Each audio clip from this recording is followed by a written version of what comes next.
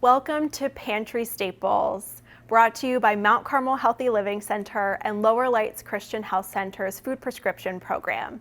I'm Clarissa, your dietitian from the Jubilee Market and Cafe. I'd like to show you some quick and nutritious meals that you can pull together with a few pantry items and perhaps some leftovers you have in your kitchen already.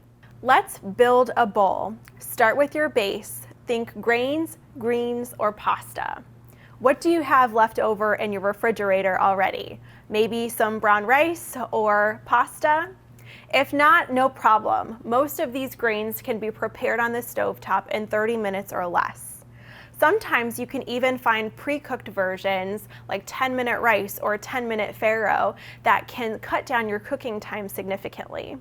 You probably recognize brown rice and whole grain pasta, but I'd like you to explore or experiment with some of these other grains. Sometimes called ancient grains, farro, barley, buckwheat, or even quinoa, have a far superior nutritional profile to whole grain bread or pasta. They contain a lot more fiber, vitamins, minerals, and even some phytochemicals. You can always use things like orzo or couscous as your base as well, but these are simply variations of pasta. These ancient grains have a slightly chewy texture and nutty flavor, which can add an interesting dimension to your bowl. One serving of grains, pasta, or rice is about 1 cup cooked. This is important for an adult trying to lose weight or someone with diabetes who is tracking their carbohydrates. 1 cup of this cooked grain is about 200 calories and 45 grams of carbohydrates. The amount of fiber is going to vary depending on your choice of grain. If you're looking to cut your calories or carbs a little further, consider a green base instead. That could be spinach, romaine lettuce, or mixed greens, whatever you've got in the fridge.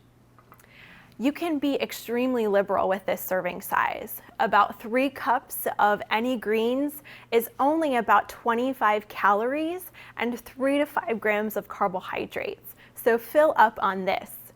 Alternatively, you could meet in the middle. Think 2 cups of spinach or arugula and a ½ cup of your cooked grain.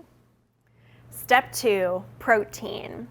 This is where leftovers can come in really handy. Think that leftover grilled chicken or maybe broiled salmon. No leftovers? No problem. Simply scramble up some eggs or pop open a can of tuna or beans. If you're using canned beans, give them a rinse to help wash away some of that extra sodium.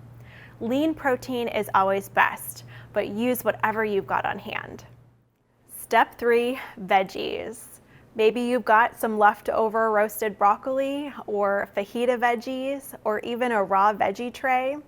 If no leftovers, no problem. You can toss whatever raw or frozen vegetables you've got into a skillet with a little olive oil or canola oil, a teaspoon or so of garlic powder, and you'll be good to go. Finish off with a squeeze of lemon or perhaps a little apple cider or red wine vinegar. Last step, dressings. Now take a pause here because there might be enough moisture and flavor in the bowl from the veggies that you already used. If ranch is your go-to, consider using a yogurt-based dressing that you can find at your grocery store. Perhaps you're looking for something more Asian-inspired, go for a peanut ginger dressing. Maybe something more Latin America, you're going to opt for a salsa or salsa verde. Finally, maybe something savory and citrusy, try a green goddess dressing.